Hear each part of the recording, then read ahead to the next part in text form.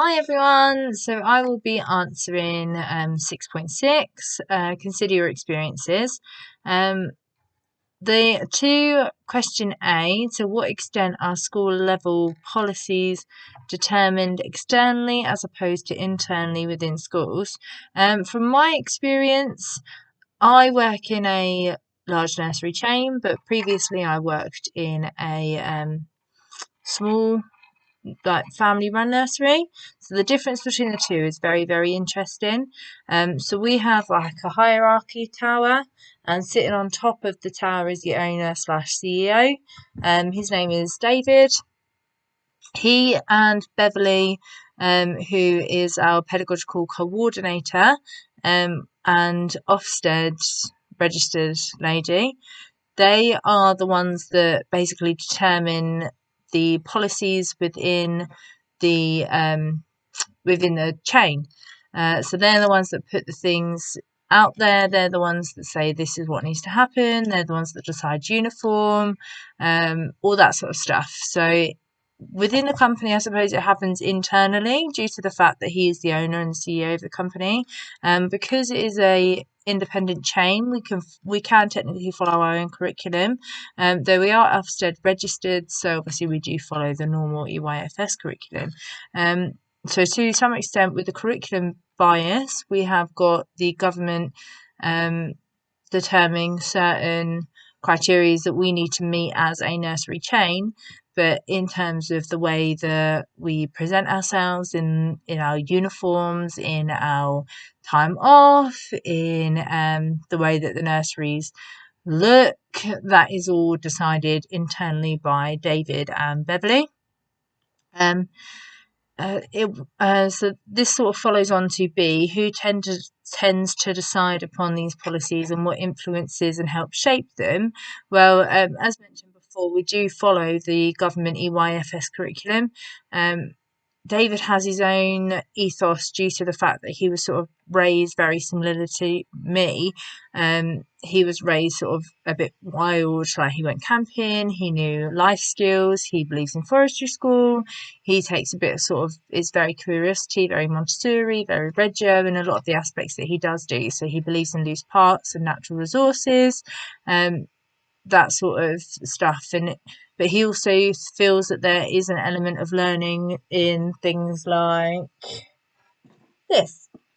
So obviously this is not a loose part plastic resource, or this is a plastic resource, but it serves a purpose. So there is a reason for it being there. He believes that investigation is also very important, and that should be a main thing. But he does also believe that if it serves a purpose and that there's a reason for it to be there. So this, as you can probably see, is a scale. This is taken from my own home. Actually, there is another cup.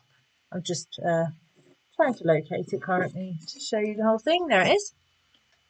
So this would be a good one for our school leavers. This is a good one to test scale. So obviously we've got 2, and then it has a number which attaches to it. I'm going completely off topic, so I do apologise. So obviously I've got this number here, and that just sort of weights it down. But if I had the right number, then it would level out. So it may not be a loose part, it may not be a natural resource, but again, if David decides that that serves a purpose, then yes, actually we can have that in the nursery. It just won't be out all the time. So yeah, he's the one that sort of has the ultimate decision. Beverly also has a very big influence.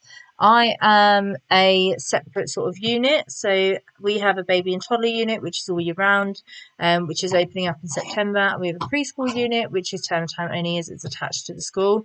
I'm part of the preschool team. So our unit runs very differently to the other settings. So we actually sort of run slightly out of what the chain does sometimes, and David sort of comes and checks on us, Beverly comes in and checks on us, but it's ever so slightly tweaked. So this sort of leads on to C. Once the policies are created, how much room for manoeuvre availability to the pupils, parents and teachers? Can these policies be actively rejected, reinstated or ignored? Do they have to be complied with? Well, there are certain policies that obviously we do have to comply with. So the uniform policy is standard all round. Something like 3 visual facial piercings is something that's generic across all of the nurseries. That's just an example. However, when it comes to like our all year round children, we don't have all year round children in the preschool at my unit. So those policies and those things need to be a little bit more malleable. So we sort of have to manipulate things slightly differently between the teachers. We do coordinate because our manager on site is now full-time down in the toddler and baby unit. We have 2 deputies, me based in the preschool unit, term time only, and we have another deputy down in the toddler and baby because we are 2 separate buildings. It's very interesting the way that it's run, but obviously the preschool has to sort of run slightly differently to how the toddler and baby unit runs. So there'll be policies that come down from HR, which is Beverly and David and Ellen, our operations coordinator, and they will go feed down to our manager, and our manager will feed it back to us, and we will then have to incorporate it into our practice, but also make it work for our practice. So there's certain things that we wouldn't necessarily be able to do due to either strict timelines or the fact that we're not actually going to be in the building, that sort of stuff. So it can't be ignored, but it can be challenged, is probably the best way to put it, when it comes to policies and how they're created. Due to, other than obviously the government setting, we are in an outstanding nursery chain, so we do have very high standards. They have our managers have very high standards of us as well, and again, there's a lot of things that, even though we're part of a chain, is different in different settings. So there's one setting that has a very high SEN need, so the difference between the way that they operate is different to the village setting that we have. It's very interesting. Though we are all connected, actually each unit has a different way of doing things, and I think their plan is to eventually make it a bit more cohesive, but we've taken policies and we've taken all the things that we've been told that we need to implement, and we have implemented them in different ways. So yeah, it's very interesting the way that our chain is run. I hope this is a little bit more insightful to how a nursery train is run. It was very, very different to when I worked at a previous setting, which was one owner. She had 2 settings. She had our permanent setup, and she had a packaway nursery like an hour away, so it wasn't even connected. We never even met the staff except for first aid.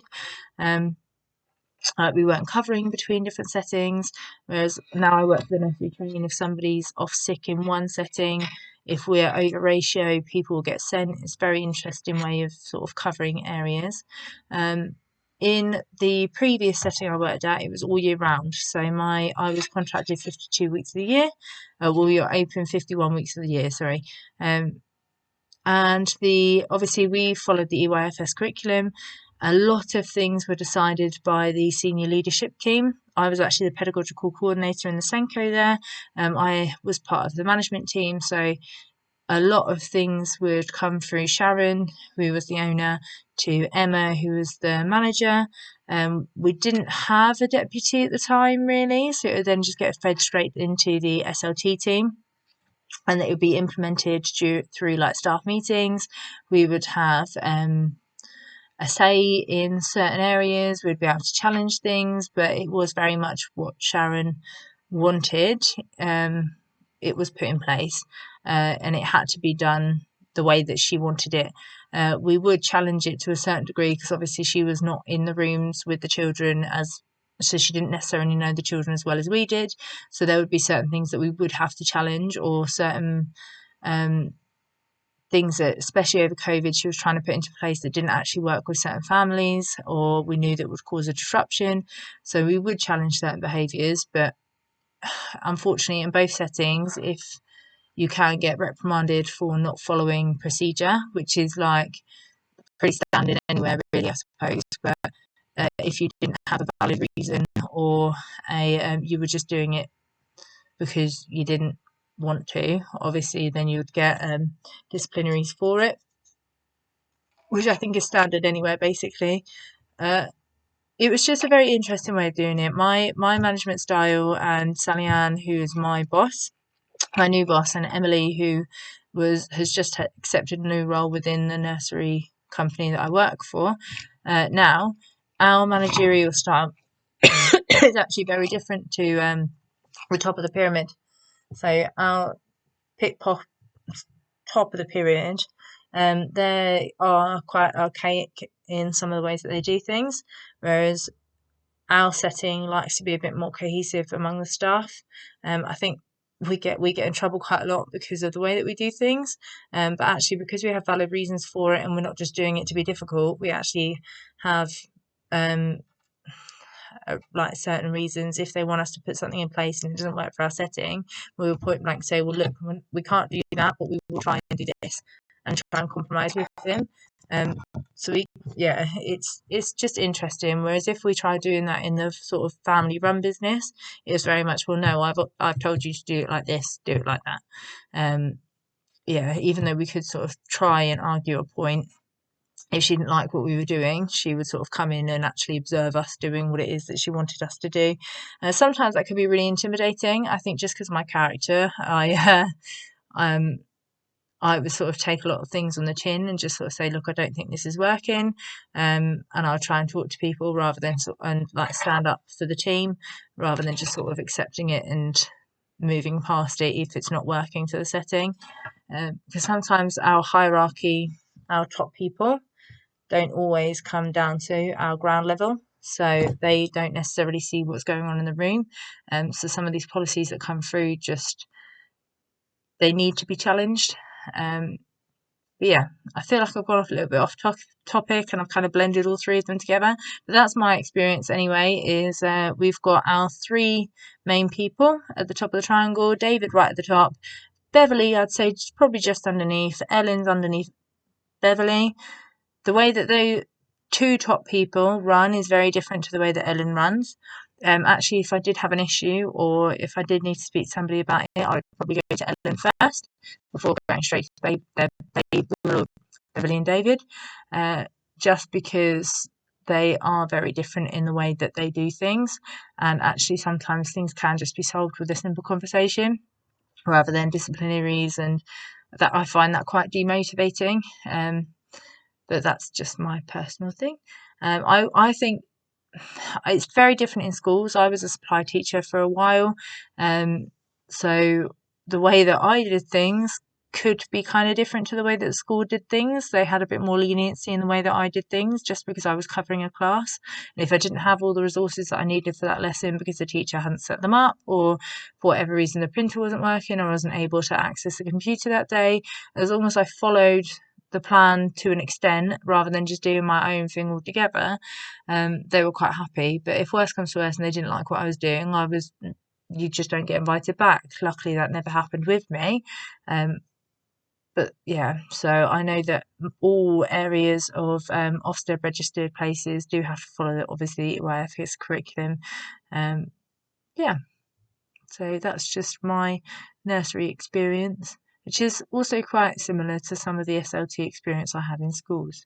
I can see a lot of you work for private independent schools, and I find it really interesting that obviously a lot of things are discussed internally and are implemented obviously internally as well. So thank you for listening if you have listened this far, and enjoy the rest of your day. Bye.